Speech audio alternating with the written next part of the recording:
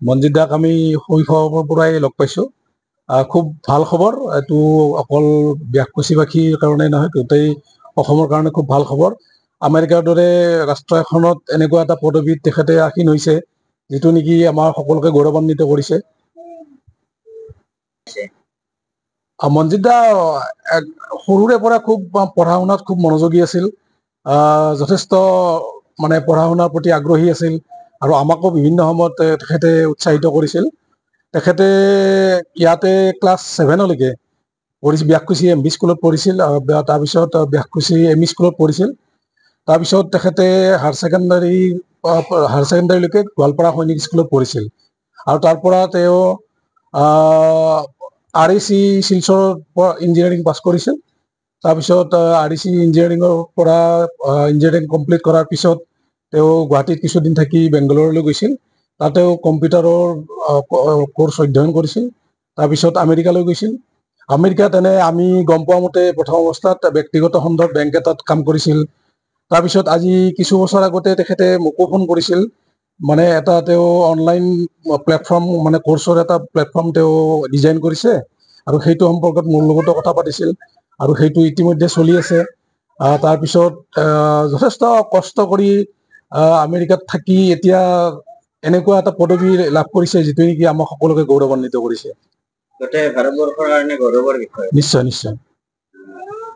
তেওঁ কেতিয়া আহিব, কি কথা, কিবা যোগাযোগ হৈছে? নাই, মইতো এতিয়া যোগাযোগ কৰা নাই, কিন্তু আহি থাকে বিভিন্ন, যদিও আমেৰিকাত আছে, বিভিন্ন সময়ত তেওঁ ইয়াৰ মানে এখেতসকলৰ ঘৰৰ যিখিনি কাম কাজ আছে, অনুষ্ঠান পাৰ্বণত তেওঁ আহি থাকে, আৰু বিভিন্ন ধৰণৰ সহযোগিতা আগবঢ়াই থাকে। মানে এতিয়াও তেখেতে মানে ইয়াৰ পৰা বিচ্ছিন্ন হৈ যোৱা নাই। মানুহটো যদিও আমেৰিকা আছে, গাঁৱৰ লগত এটা খুব সম্পৰ্ক আছে। আমাৰ ব্যাকুচি হাইস্কুলৰ সোণালী জয়ন্তীৰ সময়তো তেখেতে সক্ৰিয়ভাৱে অংশগ্ৰহণ কৰিছিল, আৰু যিকোনো সময়তে তেওঁ যেতিয়া সুবিধা পায় তেতিয়া গাঁৱলৈ আহে, আৰু গাঁৱৰ পৰিয়াল বা ওচৰ চুবুৰীয়াৰ খবৰ লয়। খুব ভাল মানসিকতাৰ মানুহ, সেইকাৰণে তেখেতে আচলতে আজি এই অৱস্থালৈ উপনীত হ'ব পাৰিছে। আপুনি যিগতিকে বন্ধু, যদিও আপোনাতকৈ ডাঙৰ বন্ধুৰ দৰে কৰিছে, এতিয়া কেনেকুৱা অনুভৱ হৈছে আপোনাৰ মনত? নাই, এইটো খুব গৌৰৱৰ কথা। এইটো আচলতে আমি আচলতে বন্ধু বা তেখেতৰ ভাইটি হিচাপে হওক বা ওচৰ চুবুৰীয়া মানে প্ৰতিবেশী হিচাপে হওক, খুব গৌৰৱ অনুভৱ কৰিছোঁ।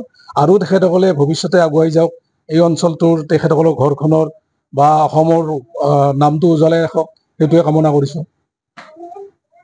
মানে ভালে লাগিছে, মোৰ বুলি নহয়, আমাৰ এই অঞ্চলৰে বা আমাৰ গাঁৱৰে বহুত এটা সুনাম আহিছে।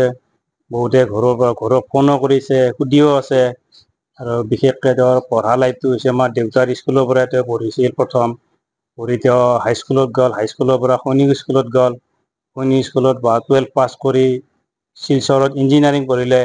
ইঞ্জিনিয়াৰিং পঢ়ি তেওঁ বেংগালুৰুত 4 বছৰ কম্পিউটাৰ পঢ়িলে। কম্পিউটাৰ পঢ়ি তেওঁৰ লগৰ ল'ৰা এটাৰ সংক্ৰান্তত সি কানাডাত গ'ল। কানাডাত 2 বছৰ থাকি ডাইৰেক্ট আমেৰিকাত গ'ল।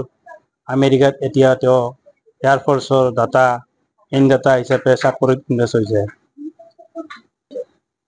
ৰাইজক সেইমতে শুভেচ্ছা দিছোঁ, ময়ো শুভেচ্ছা দিছোঁ, বা আমাৰ অঞ্চলৰ মানুহেও বিৰাট খুবেই ভাল পাইছে, বা আমাৰ ঘৰৰ মা দেউতাৰ বিৰাট আনন্দ লাগিছে, আমাৰো আনন্দ লাগিছে। আমাৰ কাষৰ মানুহখিনিও ঘৰত আহি আছে, সুধি আছে, তোমালোকৰ দাদা এনেকুৱা হ'ল, মাকো সুধিছে, আমাকো সুধিছে। সেই বিষয়ে আমি বহুত আনন্দিত হৈছোঁ, সুখী হৈছোঁ। 2001 পৰা আছে তেওঁ। 2001 পৰা ইয়াৰ পূৰ্বে কি দায়িত্বত আছিল তেওঁ? ইয়াৰ পূৰ্বে গুৱাহাটীত আছিল। গুৱাহাটীত তেওঁ এই কিবা কানি কাম কৰি আছিল, কম্পিউটাৰ বা এই টিউচনো কৰি আছিল প্ৰথম।